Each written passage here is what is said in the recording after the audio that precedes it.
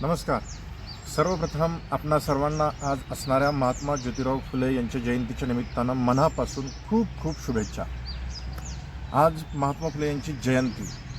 आपल्याला माहीत आहे, महाराष्ट्राची ओळख शाहू फुले आंबेडकर यांचा महाराष्ट्र पुरोगामी महाराष्ट्र म्हणूनच अशी ओळख आहे. आणि आज महात्मा फुले यांच्या जयंतीच्या निमित्तानं त्यांच्या जीवनातले दुर्लक्षित राहिलेले काही पैलू आहेत, ह्या पैलूंवरती आपण जाता जाता प्रकाश टाकण्याचा प्रयत्न करणार आहोत. जसं की आपल्याला माहीत आहे की प्रत्येक महाराष्ट्रीयन, प्रत्येक मराठी माणूस हा छत्रपती शिवाजी महाराजांचा अनन्यसाधारण भक्त असतो. महात्मा फुलेंच्या जीवनात ही छत्रपती शिवाजी महाराजांची प्रचंड भक्ती आणि त्यांच्याबद्दलचं आकर्षण त्यांच्या जीवनामध्ये आपल्याला प्रत्येक ठिकाणी आढळून येतं. म्हणून त्यांनी असं सांगितलं जातं की रायगडावरती छत्रपती शिवाजी महाराजांची समाधी शोधून काढली. आणि छत्रपती शिवाजी महाराजांची समाधी शोधून काढताना त्यांनी छत्रपती शिवाजी महाराजांच्या जीवनावरती एक शिवाजीचा पोवाडा असंही त्यांनी ते लिखाण केलेलं आहे. आणि त्या पोवाडावरती जर आपण लक्ष टाकलं तर ते आपल्याला एक गोष्ट ह्याच्यात प्रामुख्यानं लक्षात येते, ते म्हणजे की युक्तीने सर केला किल्ला तोरण्याचा, रोविला झेंडा हिंदूंचा, असं त्या पोवाड्यामध्ये ते म्हणतात. म्हणजे याच्यावरून एक गोष्ट स्पष्ट होते, भलेही आपण महात्मा फुलेंना पुरोगामी म्हणून आपण ओळखत जरी असलो तरी छत्रपती शिवाजी महाराजांच्या बाबतीत त्यांची ही धारणा स्पष्ट होती, युक्तीने सर केला किल्ला तोरण्याचा, रोविला झेंडा हिंदूंचा. म्हणजे त्यांच्या लेखी तर हे शिवाजी महाराजांनी स्थापन केलेलं हिंदवी स्वराज्य हे हिंदूंचं होतं, हे त्यांनी लिहिलेल्या छत्रपती शिवाजी महाराजांवरच्या पोवाडा याच्यावरून आपल्याला स्पष्टपणानं लक्षात येतं. मुद्दा दुसरा, ज्यावेळेस आर्य समाजाचे संस्थापक असणारे महर्षी दयानंद सरस्वती यांचं पुण्यामध्ये एक व्याख्यान किंवा प्रवचन होणार होतं. आपल्याला माहीत आहे की ते आर्य समाजाचे संस्थापक असल्यामुळे त्यांनी परंपरागत असणाऱ्या धर्मावरती किंवा जुन्या असणाऱ्या चालीरीतींवरती प्रचंड टीका करायची. आणि त्याच्यामुळे ही टीका तत्कालीन समाजातल्या अनेक मंडळींना ती रुचत नसायची. म्हणून पुण्यामध्ये त्यांचं एक व्याख्यान असताना त्या व्याख्यानाला विरोध म्हणून, त्यांचं व्याख्यान होऊ नये म्हणून तिथल्या अनेक परंपरावाद्यांनी प्रयत्न केले.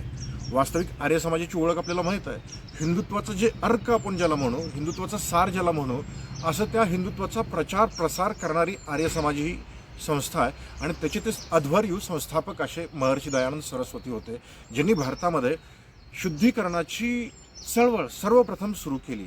अशा दयानंद सरस्वतींचा असणाऱ्या व्याख्यानाला तिथल्या परंपरावाद्यांनी विरोध केलेला होता.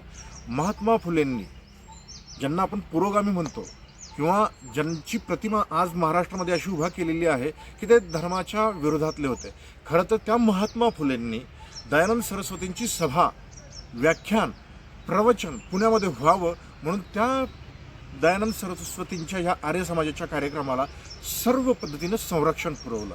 खरं तर महात्मा फुलेंच्या या जीवनातले हे पैलू दुर्लक्षित राहिलेले आहेत. महात्मा फुलेंना विनाकारण धर्माचे शत्रू म्हणून त्यांचं चित्र उभा केलं जातं, परंतु वास्तविक जे भेद आहेत त्या भेदांवरती त्यांनी हल्ला केलेला आहे. ज्या भेदांचा आधार घेऊन समाजातली मंडळी काही समाजाच्या एका विशिष्ट वर्गावरती अन्याय अत्याचार करायची, त्यांच्यावरती त्यांनी टीका केलेले, प्रचंड आसूड ओढलेले आहेत.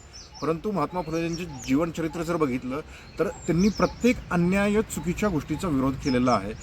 तृतीय रत्न नावाचं त्यांनी एक नाटक लिहिलं होतं. त्या नाटकाला कुठलंही पारितोषिक मिळालेलं नव्हतं. तर कुठलंही पारितोषिक मिळालेलं नव्हतं म्हणजे त्यावेळेस दक्षिणा समिती नावाची एक समिती होती, ज्या समितीमध्ये एक ब्राह्मण वर्ग आणि ब्रिटिश ह्या दोघांच्याही सहकार्याने ती समिती चालत असायची. त्या तृतीय रत्न ह्या महात्मा फुलेंनी लिहिलेल्या नाटकाला पारितोषिक मिळालं नाही. त्याच्यावरून काही मंडळींनी असा विषय सुरू केला की ही ब्राह्मण मंडळी हे पुरस्कार देणार पण नाहीत. पण आपल्या माहितीसाठी, जरी ब्राह्मण मंडळी त्या ह्याच्यामध्ये जरी असली तरी संस्था चालवणारे ब्रिटिश होते, निधी देणारे, दक्षिणा देणारे ब्रिटिश अधिकारी होते. आणि त्यातलं दुसरी दुर्लक्षित राहिलेली ही जी गोष्ट आहे, तृतीय रत्न ह्या नाटकामधून त्यांनी ब्रिटिश सरकारवरती सुद्धा आसूड ओढायला कमी केलेले नव्हते. त्याच्यामुळेच कदाचित ब्रिटिशांनी सुद्धा त्यांना पुरस्कार द्यायला नकार दिलेला होता. आणि तसंही आपण बघितलं तर महात्मा फुलेंना सुद्धा अनेक ब्राह्मण मंडळींनी त्यांच्या शाळा काढण्यापासून अनेक गोष्टीमध्येही मदत केलेली आहे. महात्माजींचं जीवनचरित्र खूप मोठं आहे. त्यांची सर्वसामान्य गरिबांबद्दलची असणारी करुणा हे पाहून तर त्यांना महात्मा ही पदवी दिलेली आहे. आणि एवढं जरी आपण ह्या त्यांच्या जयंतीच्या निमित्तानं जर आपण लक्षात घेतलं तरी भरपूर होतं आहे, एवढंच या निमित्तानं सांगायचं होतं. नमस्कार.